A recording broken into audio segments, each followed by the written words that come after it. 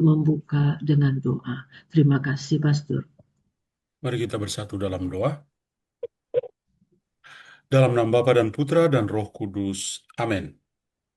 Allah Bapa dalam surga, kami bersyukur kepadamu, Engkau sungguh baik hati kepada kami. Pada siang hari ini, kami bersatu kembali dalam doa bersama di petang hari ini, dan kami mohon semoga Engkau hadir, memberikan semangat dalam hidup kami, supaya kami tekun dalam melakukan pekerjaan-pekerjaan yang sudah Engkau berikan kepada kami untuk ikut terlibat dalam dirimu sebagai pencipta kami. Bantulah kami semua, semoga pekerjaan-pekerjaan yang kami lakukan berguna untuk kemuliaan namamu. Demi Kristus Tuhan dan pengantara kami. Amin. Amin. Dalam nama Bapa dan Putra dan Roh Kudus. Amin. Amin. Baik, saya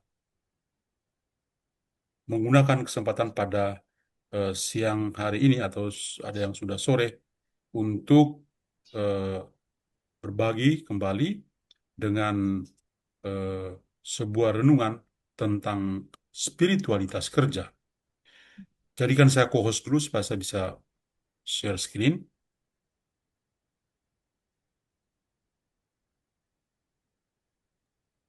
Sudah, Pastor. Baik, mari kita perhatikan pertama-tama gambar yang akan saya tampilkan di sini. Gambar ini memang menarik perhatian kita. Ada Santo Yusuf dan ada Yesus yang masih kecil dengan pekerjaan sebagai tukang kayu. Sangat menarik, dan kita bisa melihat Santo Yusuf dengan profesinya itu mau untuk membantu anaknya supaya bisa bertumbuh menjadi seorang pekerja. Dan semangat kerja inilah yang dibawa oleh Yesus dan ditebar kemana-mana, terutama kepada para rasulnya, untuk giat bekerja. Dan orang seperti Santo Lukas memberi kesaksian bahwa Yesus itulah yang selalu berkeliling dan berbuat baik. Dan Yesus sendiri mengatakan bahwa Bapakku bekerja dari dulu sampai sekarang, maka aku juga bekerja. Maka pada siang hari ini, kita coba merenung tentang spiritualitas kerja. Nah, dalam teks suci, teks Injil di hari-hari ini, kita mendengar kisah tentang bagaimana Tuhan Yesus menanam semangat kerja kepada para muridnya. Ketika banyak orang datang berbondong-bondong menemui dia dan mendengarkan segala sesuatu yang diajarkan, kemudian dia juga membuat tanda-tanda yang luar biasa. Pada suatu kesempatan itu orang-orang setelah beberapa hari, 3 hari mengikuti Yesus, ternyata mereka pasti kelaparan kalau disuruh pulang. Maka Tuhan lalu berdialog dengan para muridnya supaya berusaha memberi makan kepada orang-orang yang datang padanya. Tapi mereka hanya punya 5 roti dan 2 ekor ikan. Dan mereka merasa bahwa yang sedikit ini bagaimana mungkin bisa memberi kepada orang-orang yang banyak. Maka Yesus lalu mengedukasi mereka dengan tanda ajaib ini. Dari 5 roti dan 2 ekor ikan, dia bisa memuaskan, memberi makan kepada 5.000 orang laki-laki, belum terhitung perempuan dan anak-anak yang ada bersama mereka. Dan tentu ini sangat menggairahkan, menyenangkan hati mereka, dan membuat mereka akhirnya memiliki motivasi yang keliru. Bagaimana bisa mengikuti Yesus? Mereka berdatangan, ya, dan mereka tentu merasa enak banget, ini ada roti, ya, ada ikan, makan gratis lagi, ya. Maka ketika Yesus menyuruh para rasulnya, silakan bagikan, dan mereka betul-betul membaginya kepada orang-orang yang banyak itu. Dan apa yang terjadi? Ketika mereka sudah kenyang, pada kesempatan berikut mereka coba untuk mencari Yesus lagi. Dan mereka datang ke Tabga, tempat di mana Tuhan Yesus memperbanyak roti dan ikan. Ternyata mereka tidak menemukan Yesus. Mereka juga tidak menemukan para rasul. Maka mereka lalu menuju ke markas di mana Yesus berada, yaitu di Kapernaum. Nah, banyak orang ini memang mencari Yesus. Ini hal yang positif. Masalahnya adalah pada motivasi mereka. Yesus lalu coba untuk mengingatkan mereka, ya, bahwa mereka itu makan roti dan ikan secara gratis. Semua ini karena kemurahan dari Tuhan Yesus. Dari jumlah yang sedikit yang mau berbagi dengan mereka dalam ekaristinya, dan mereka menjadi puas. Mereka juga datang ke tempat yang sama di Tabga untuk bernostalgia, saling bercerita kembali bahwa pada tempat itulah mereka pernah makan roti dan ikan sampai kenyang, bahkan ada sisa 12 bakul. Dengan demikian mereka lalu mencari Yesus dengan alasan perut. Paling kurang kalau ketemu Yesus, kita akan makan gratis lagi. Dan itu, kalau kita bisa lihat dan jujur, ini berlangsung sepanjang zaman. Ya. Orang mendekati Tuhan, kadang-kadang ada maunya, baru mendekati Tuhan. Banyak orang juga memiliki motivasi yang keliru dalam mengikuti Yesus. Seperti orang-orang kebanyakan yang diceritakan dalam Injil. Maka ketika orang-orang itu mencari Yesus, lalu Yesus dan mereka bertemu dengan Yesus, mereka mulai basa-basi dulu, bertanya, "Guru, tiba kapan ya di sini?" Lalu Tuhan Yesus dengan caranya sendiri coba untuk membuka pikiran mereka. Dalam Injil Yohanes bab 6 ayat 26 dan 27, Tuhan Yesus mengatakan begini, ya, "Aku berkata kepadamu, sesungguhnya kamu mencari aku bukan karena kamu telah melihat tanda-tanda, melainkan karena kamu telah makan roti itu dan kamu kenyang. Bekerjalah bukan untuk makanan yang akan dapat binasa, melainkan untuk makanan yang bertahan sampai kepada hidup yang kekal, yang akan diberikan Anak Manusia kepada dunia. Sebab dialah yang disahkan oleh Bapa Allah dengan meterainya." Reaksi Yesus ini, ya, menjadi sebuah teguran yang keras kepada mereka. Motivasi kamu mencari aku itu apa? Karena kamu telah makan roti secara gratis. Padahal bukan roti itu yang mau dicari. Yang harus kalian cari adalah makanan yang sifatnya kekal. Mencari Yesus sebagai pribadinya, sebagai sabda hidup, itu yang harus menjadi motivasi nomor satu. Maka ketika orang-orang itu mendengar, mereka lalu bertanya kepada Yesus, "Apa yang harus kami perbuat supaya kami mengerjakan pekerjaan yang dikehendaki oleh Allah?" Tuhan Yesus lalu mengatakan kepada mereka, "Ya, inilah pekerjaan yang dikehendaki oleh Allah, yaitu hendaklah kamu percaya kepada Dia yang telah diutus oleh Allah." Dalam hal ini, Yesus mengatakan, "Percaya pada saya, kamu sudah lihat saya, percayalah. Apa yang sudah saya lakukan, apa yang sudah saya ucapkan, kamu harus percaya." Yesus, ya, dalam versi Injil Yohanes ini tidak langsung ngomong seperti kebanyakan dari kita yang ngomong. Kalau kita bilang, "Kamu percaya pada saya." Ya, kalau Yesus caranya sedikit berbeda.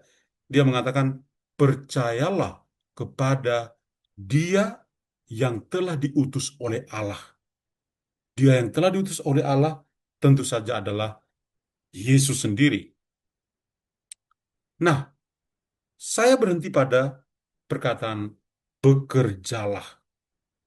Pada ayat ke-27 Injil hari ini, ya, Yohanes bab 6 ayat 27, bekerjalah bukan untuk makanan yang akan dapat binasa, melainkan untuk makanan yang bertahan sampai pada kehidupan yang kekal, yang akan diberikan Anak Manusia kepadamu, sebab dialah yang disahkan oleh Bapa Allah dengan meterainya. Dan ajakan ini atau penegasan ini sangat luar biasa. Bekerjalah. Kenapa? Karena Yesus itu adalah seorang pekerja. Lihat contoh yang paling sederhana ini dalam gambar. Profesinya juga sebagai tukang kayu. Dan dia melakukan pekerjaan-pekerjaan yang mungkin pada zaman ini orang tidak melihatnya lagi. Tapi kalau kita masuk dengan baik, lebih dalam lagi, ternyata pekerjaan yang sederhana ini tapi membuat dirinya itu menjadi dikenal. Dia itu anak tukang kayu. Dia itu seorang tukang kayu. Itulah profesi yang dilakukan. Maka Yesus mengatakan, inilah pekerjaan yang dikehendaki oleh Allah, yaitu percaya kepadanya. Dia sebagai anak manusia yang padanya kita percaya. Kehendak Allah adalah agar semua orang itu bisa dikuduskan, diselamatkan, dan mengenal kebenaran, yaitu Yesus Kristus sendiri. Maka ketika kita melihat perkataan bahwa kita harus mengikuti kehendak dari Allah, itu kita juga punya satu niat yang baik supaya kita bisa menjadi orang yang dikuduskan, orang yang diselamatkan, orang yang mengenal kebenaran, yaitu pribadi Kristus sendiri. Maka dengan bekerja, kita memiliki sebuah spiritualitas yang sangat luhur. Apa yang dimaksudkan dengan spiritualitas yang luhur dari sebuah pekerjaan itu? Pertama adalah bahwa ketika kita bekerja, kita itu ikut terlibat, ikut berkolaborasi dengan diri Allah sendiri sebagai pencipta segala sesuatu. Tuhan menciptakan langit dan bumi. Tuhan bekerja. 6 hari dia bekerja, hari yang ketujuh dia beristirahat. Tuhan itu bekerja.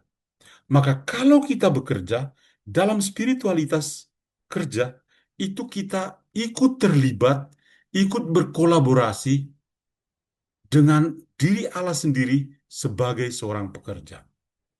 Yesus itu terlibat dalam diri Bapa sebagai pekerja, maka dia mengatakan, Bapakku bekerja dari dulu sampai sekarang, maka sekarang saya juga bekerja. Jadi ini punya dampak yang sangat positif. Kemudian kita juga bekerja dan punya nilai spiritual atau spiritualitas kerja yang kedua adalah bahwa kita bisa bertumbuh sungguh menjadi manusia yang memiliki akal budi, memiliki hati nurani, dan kehendak bebas untuk bekerja. Inilah yang membedakan kita dengan makhluk-makhluk hidup yang lain. Kita bekerja karena Tuhan sudah sempurnakan kita dengan akal budi kita untuk bisa berpikir, dengan hati nurani kita, dan juga dengan kehendak bebas kita. Nah, maka ketika kita bekerja, kita akan sungguh menjadi manusia. Karena kita menggunakan martabat kita sebagai manusia yang sudah Tuhan berikan pada kita. Akal budi, hati nurani, dan kehendak bebas itu tidak dimiliki oleh makhluk yang lain. Hanya kita sebagai manusia yang memiliki. Maka kalau kita bekerja, kita memang sungguh menjadi manusia. Nah, gereja itu melihat keluhuran dari sebuah pekerjaan. Tadi kalau kita bicara tentang spiritualitas, kita masuk dalam kehidupan Tuhan sendiri sebagai pekerja. Nah, gereja juga mengajarkan begini. Dalam pekerjaan kita sehari-hari, Yesus itu berjalan di samping kita masing-masing. dan berkata, "Ikutlah aku, dan aku akan menjadikan keluarga bagi Allah dan merawat keluarga yang lebih luas di luar ikatan darah." Ketika kita bekerja, Yesus itu melakukan seperti dia berjalan di samping kita. Dia berjalan bersama kita. Seperti ketika dia berjalan bersama dua murid dalam perjalanan ke Emmaus. Maka ini sangat luhur. Dan selalu mengatakan, ikutlah aku. Yesus seorang pekerja, dia menginginkan kita untuk bisa ikut bekerja bersama dengan dia. Ikutlah aku, dan aku akan menjadikan suaramu sebagai pembela bagi mereka yang terpinggirkan dan kebaikan bersama. Ikut Yesus untuk bekerja demi orang-orang kecil. Orang kecil, lemah, miskin, tersingkir, dan difabel. Kalau kita ikut Yesus, kita bisa bekerja dengan mereka atau bekerja bagi mereka. Yesus juga mengatakan, ikutlah aku, dan aku akan menjadikan hatimu penuh belas kasih, suaramu sebagai suara keadilan, dan tanganmu sebagai tangan solidaritas. Ini kata-kata yang sangat indah. Mau bekerja? Silakan ikut Yesus. Dan Yesus sendiri yang akan menjadikan hati kita penuh dengan hati yang belas kasih, hati yang penuh dengan kerahiman. Lalu yang kedua adalah bahwa suara kita juga bisa dipakai untuk bekerja. Dalam arti kita juga bisa berteriak untuk memperjuangkan keadilan dan kebenaran. Dan yang ketiga adalah tangan kita juga menjadi tangan yang penuh dengan solidaritas. Seperti yang ditunjukkan oleh Yesus ketika dia memperbanyak roti dan ikan. Dalam kompendium Ajaran Sosial Gereja nomor 263, saya kutip di sini.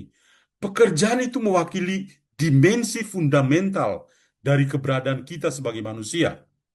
Sebagai partisipasi tidak hanya dalam tindakan penciptaan, tetapi juga dalam tindakan penebusan. Kalau kita bekerja, kita terlibat dalam diri Allah sebagai pekerja, tapi kita juga terlibat dalam diri Yesus sebagai seorang penebus. Mereka yang menanggung kesulitan dan ketatnya pekerjaan dalam persatuan dengan Yesus, dalam arti tertentu, itu bekerja sama dengan Putra Allah dalam karya penebusannya, dan menunjukkan bahwa mereka adalah murid-murid Kristus yang memiliki salibnya setiap hari, dan yang memikul salibnya setiap hari dalam aktivitas yang mereka mereka itu dipanggil untuk melakukannya. Jadi ketika kita bekerja dalam kompendium ajaran sosial gereja ini, kita ikut bersama-sama dengan Yesus, bahkan memikul salibnya pun kita bersama-sama dengan dia. Maka spiritualitas kerja, ya Yesus mengatakan, bekerjalah bukan untuk makanan yang sifatnya fana, tapi yang ilahi. Ketika kita berbuat baik, melakukan perbuatan kasih, itu yang jauh lebih bernilai, bermanfaat. Spiritualitas kerja juga bisa dalam diri kita sendiri, tapi juga di tempat di mana kita bekerja. Perhatikan tangan ini. Orang-orang boleh berbeda, tapi mereka punya spiritualitas, bisa bekerja sama. Tangan dengan aneka warna, aneka bentuk, tapi mau saat bersatu untuk bisa bekerja. Nah, spiritualitas di tempat kerja itu merupakan pengintegrasian nilai-nilai pribadi, makna, dan tujuan ke dalam kehidupan kerja seseorang yang menumbuhkan rasa kebersamaan di tempat kerja atau di dalam keluarga sendiri. Tidak ada single fighter. Orang harus bekerja sama. Ada keterhubungan atau network dengan rekan-rekan kerja. Siapapun yang bekerja dengan kita, bahkan pembantu rumah tangga sekalipun, itu adalah rekan kerja kita. Untung ada dia, kalau tidak semua jadi OSIN. Nah, spiritualitas di tempat kerja ini juga memberikan nilai yang signifikan bagi setiap individu dan kelompok dengan berfokus pada tujuan, pada komunitas, pada kelompok kategorial. Jadi ini betul-betul menunjukkan sebuah hal yang sangat luhur. Maka fokus spiritualitas kerja untuk itu sifatnya universal, mengikat semua orang, tidak berpegang pada agama tertentu, tapi bahwa semua orang berada di tempat kerja yang sama, maka patutlah untuk menghargai orang lain sebagai manusia. Mari kita coba belajar dari pengalaman rohani Santa Faustina. Dari banyak nomor, saya tertarik dengan nomor 65 dari buku harian Santa Faustina, cukup panjang, menarik, nanti bisa baca sendiri. Ketika dia masih di novisiat, ya, dia itu ditugaskan untuk bekerja di dapur. Hanya saja secara fisik memang mungkin dia eh, tidak begitu kuat. Maka ketika di dapur mengangkat panci besar yang berisi air, kemudian ada eh, makanan yang dimasak, ya, eh, apa? Saya lupa nama makanan itu ya. Eh, Kentang, ya, kentang yang siap ya direbus untuk bisa dimakan. Eh, ketika angkat susah sekali, ya, tumpah lagi. Jadi itu yang membuat modelnya juga melihat dia dan juga menegur dia. Tapi dia tetap mau berusaha. Sampai akhirnya eh, Tuhan Yesus pada siang hari ketika dia memeriksa batin secara rohani, Tuhan juga mengingatkan dia. Eh, Secara singkat saya ringkas seperti ini. Dalam buku harian nomor 65.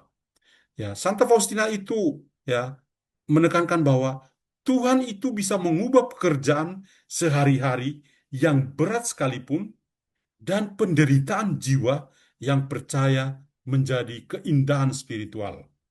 Dia ketika melakukan pekerjaan itu memang ya mungkin secara fisik tadi saya katakan lemah untuk mengangkat panci yang besar yang berisi air dan kentang ini tidak mudah. Mungkin perlu dua orang. Ketika dia sendiri angkat juga setengah mati. Tutupannya ketika diangkat ada kentang yang jatuh ya.